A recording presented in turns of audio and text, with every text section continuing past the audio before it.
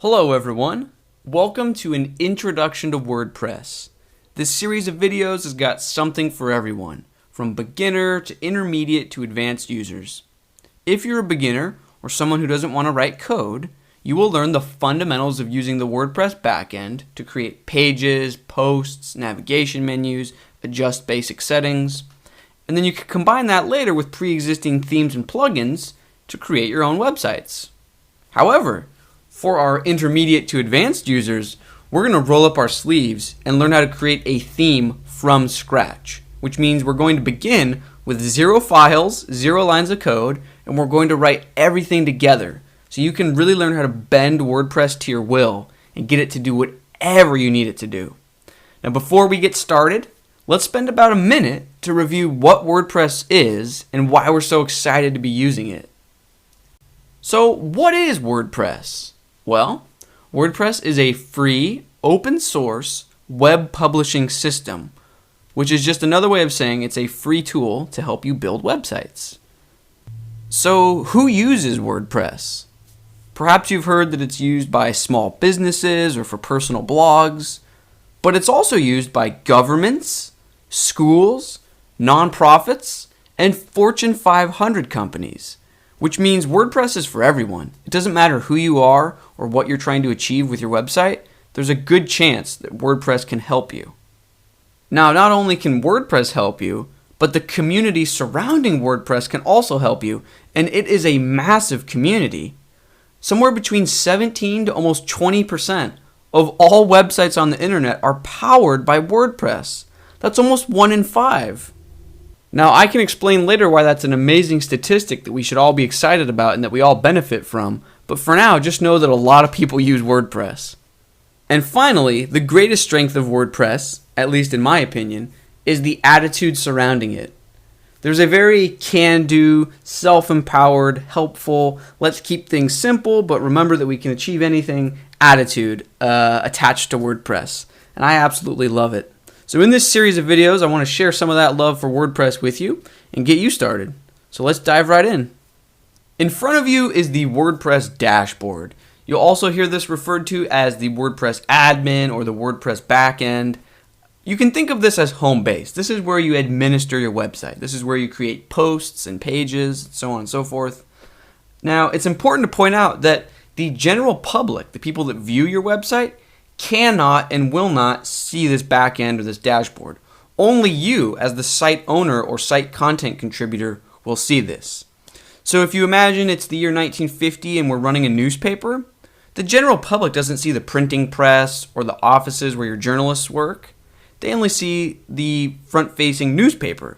So in this case, the public only sees our website the way that we construct it, whereas this WordPress backend, this looks relatively the same for all WordPress websites, and it's where the content creators work to add content to the website and administer the website. And I think that'll make more sense here in just a moment. So for example, if we click Posts in the left-hand menu, we see a list of news post titles. So this one reads How to Assess Website Analytics. This one is titled Tutorial Demo Files Posted. And you can tell right away that this is not how a public-facing website would be laid out. This is not interesting or captivating in any way.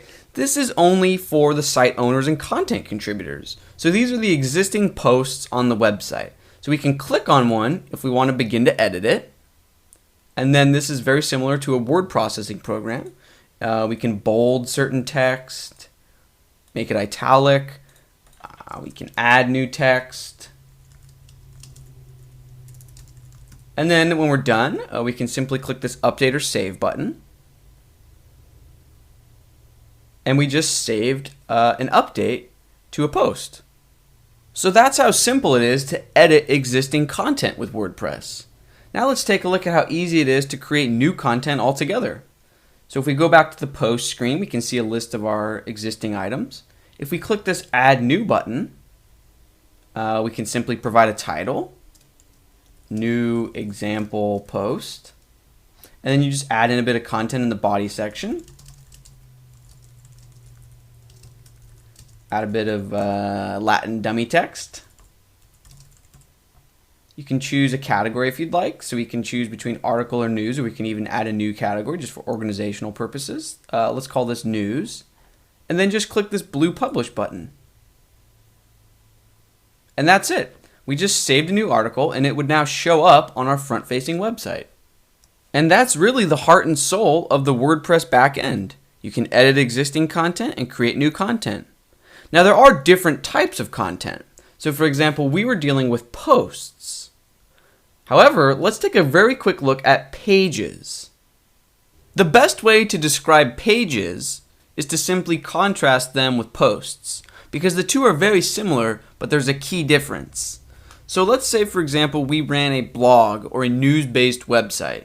Most of our content would live within posts because we want this constant stream of content flowing through our website. However, we still might have a few static pillars in our website, like an About Us page, or our history page, or a Contact Us page. Now, when I just used the word static to describe pages, that doesn't mean that they're locked in place or that you can't edit them.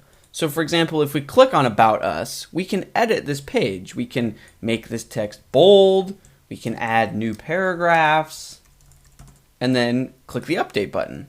So the content isn't fixed in the sense that it can't be changed. It's a bit more subtle than that. What we really mean is that posts are usually displayed in reverse chronological order, so the newest posts are at the top if you think of a news website. But pages aren't really part of a stream or river of content. They're sort of independent, timeless in a way, and that's what we mean when we say fixed or static. But aside from that, you can see that pages and posts are nearly identical. You provide a title and then a bit of content. You can update and save them. Now, posts and pages are really the heart and soul of WordPress. So in a sense, you've already just learned how to use WordPress. It's that simple. But you might be thinking, okay, so there's posts and pages. Is that it? Is that all WordPress is? And if it is, why is WordPress so insanely popular? Why do people make such a big fuss over it? So to address those questions or that series of concerns, I will say this. Yes, the core of WordPress really is that simple, but the core is also very powerful and very easy to extend and customize. So for example, out of the box, WordPress only comes with posts and pages, so you can have a news section and then a few static pages. But what if you wanted a completely separate part of your website to have recipes, so dinners, desserts, meal ideas? Well, you can see in the sidebar that I've created a custom post type named recipes. And that if I click that, we've got all this entirely different content here. Beef stew, feta chicken salad, blackberry pie, potato salad, chocolate cake. And you can see that we can even use different categories or different taxonomy systems. We can categorize the meals as chicken or dessert, dinner. And these categories are entirely separate from the categories that we use for the news or blog section of our website. And if we click on one, so if I click on potato salad, you can see that it looks just like a post or a page. So you can add content. Oh, here's where the ingredients go. Here's where the instructions go. But it would be very easy to adjust some of the settings in WordPress so that when you're editing a recipe, there's also another field down here that says recipe rating, and you can choose between 1 to 5 stars. And then there could be another field called recommendation, and we would say whether we actually recommend this recipe or not. So the point is that you could have any number of fields in addition to just this main body text field, and you can have those fields only display for certain content types. Which means WordPress isn't limited to just posts and pages. Yes, that's what it starts with out of the box, but WordPress is only limited by your imagination. We could create other custom content types in addition to recipes. We could create restaurant reviews, photo galleries, slideshows, chef's corner with interviews, whatever your imagination can think of, you can really extend and customize WordPress to help you keep it organized, dynamic, and easily accessible to the public. Now, this first lesson or video that you're currently watching is just to whet your appetite. We didn't really get our hands dirty and learn any of the details yet.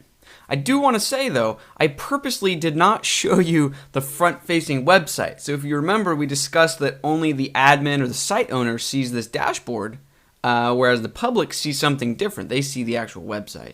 Now, the reason I didn't show you what the website looks like is because I don't want you to have any preconceived notions of what a, quote, WordPress website looks like. There's a lot of people that think that all WordPress websites look the same or that they have some cookie cutter formula, but I'm here to tell you that they don't need to be that way and that largely they're not that way. WordPress does not place any restrictions on how your website should look. The only reason some WordPress websites feel cookie cutter or maybe they look the same is because a certain theme has become very popular.